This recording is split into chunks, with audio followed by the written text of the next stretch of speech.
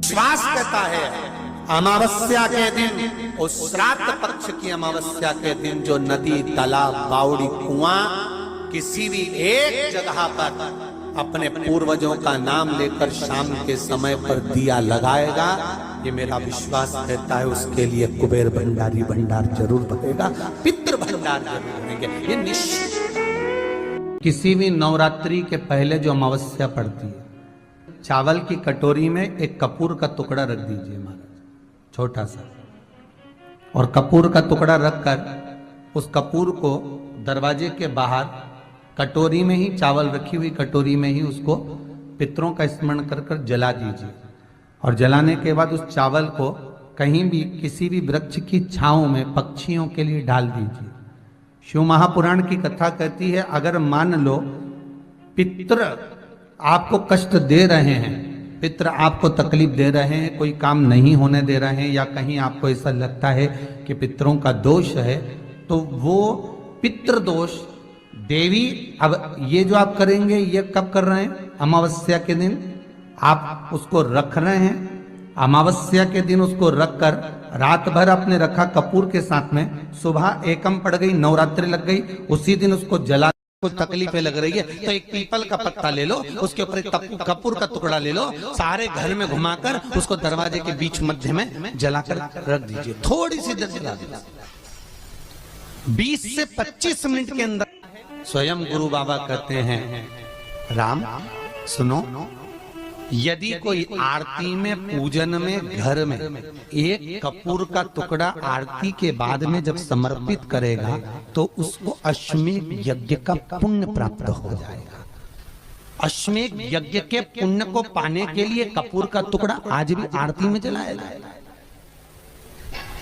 आज भी एक कपूर का टुकड़ा सुखा का। इसीलिए हमारे यहाँ शास्त्र कहता है महाराज, जब आपको घर में अगर ऐसा लगने लगे कि 15 दिन से बहुत बेचैनी है, बहुत दुख तकलीफ लग रही है, कोई ना कोई बीमार पड़ रहा है, कुछ ना कुछ तकलीफें लग रही है, तो एक पीपल का पत्ता ले लो, उसके ऊपर एक कपूर का टुकड़ा ले लो, सारे घर में घुमाकर उसको दरवाजे के बीच मध्य में जलाकर रख दीजिए, थोड़ी सी देर जला दीजिए। 20 से 25 मिनट के अंदर मकान में एनर्जी वापस आ जाएगी, उस भवन में एनर्जी वापस प्राप्त हो जाएगी। अमावस्या के दिन आपको लगता है कि हमारे पूर्वजों का उद्धार नहीं हुआ, हमारे पूर्वजों का कल्याण नहीं हुआ, कहीं अधोगति में कोई चला गया है, उसका बस एक बार, रोज नहीं जरूरत है, प्रतिदिन जरूरत ही नहीं, महीने में एक बार अगर अमावस्या के दिन भी आपने चंदन के थोड़ा सा चंदन अगर मेरे देवाधिदेव महादेव को 7 स्थान पर समर्पित किया है।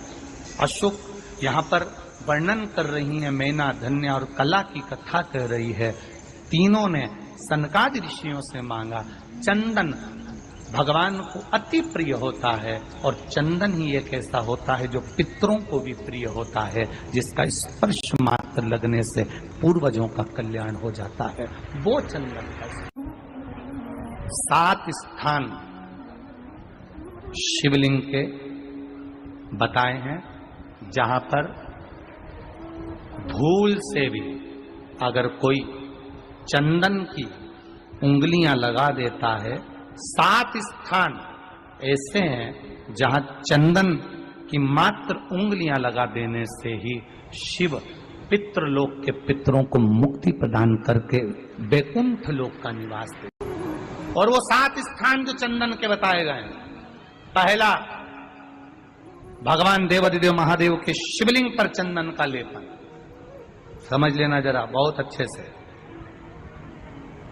आपको लगता है स्वप्न में कोई मुर्दे दिख रहे हैं, या कोई जल रहा है, या कोई मर रहा है, या कोई चला गया है, ऐसा भय लगता है, बच्चों को मानी भेजूंगी ऐसा हो जाएगा, पति को मानी भेजूंगी ऐसा हो जाएगा, कोई हमारे कोई गलत तो नहीं कर रहा है, आपको लगता है। 7 स्थान चंदन के बताएं महाराज।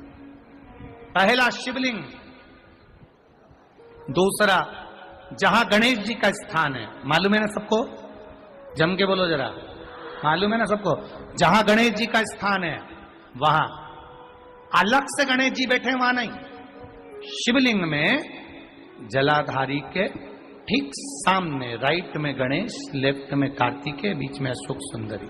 तो पहला चंदन बाबा के शिवलिंग पर, दूसरा गणेश जी पर चंदन की उंगली, तीसरा षडानंद कार्तिकेय पर चंदन की उंगली, चौथा अशोक सुंदरी पर चंदन की उंगली, पांचवा जलाधारी पर चंदन की उंगली, छठा जो शिवलिंग का जल बह रहा है इसके ठीक विपरीत की ओर चंदन की उंगली, और सातवां चंदन नंदी के मस्तक के ऊपर जो दो सींग लगे रहते हैं उस पर चंदन की उंगली। ये कब लगाई जाती है? या तो अमावस्या के दिन आपको लगता है कि हमारे पूर्वजों का उद्धार नहीं हुआ, हमारे पूर्वजों का कल्याण नहीं हुआ, कहीं अधोगति में कोई चला गया है, उसका बस एक बार, रोज नहीं जरूरत है, प्रतिदिन जरूरत ही नहीं,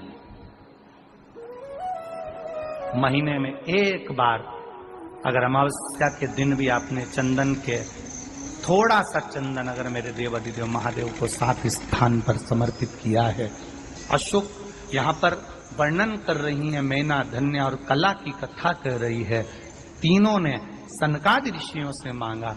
चंदन भगवान को अति प्रिय होता है और चंदन ही एक ऐसा होता है जो पितरों को भी प्रिय होता है, जिसका स्पर्श मात्र लगने से पूर्वजों का कल्याण हो जाता है, वो चंदन का।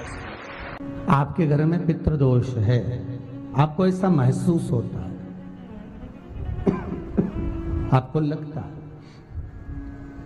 तो किसी भी नवरात्रि के पहले जो अमावस्या पड़ती है, मान लो अपन अमावस्या पड़ी, आप एक अंदाजा लगाइए।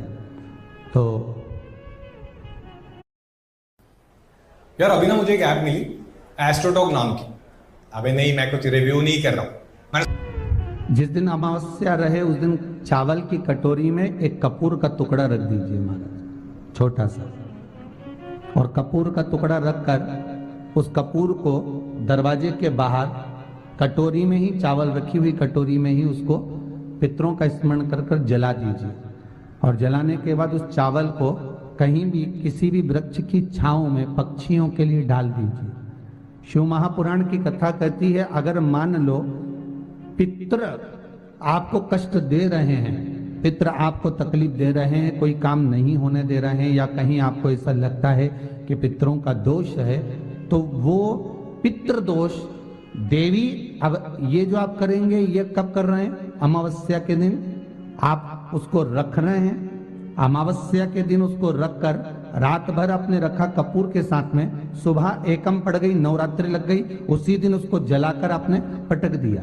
अर्थात उससे देवी और पितृ इन दोनों का आशीर्वाद जो प्राप्त होता है, तो घर में से पितृदोष समाप्त होकर लक्ष्मी की वृद्धि प्रारंभ हो जाती है, कार्य में सिद्धता आ जाती है।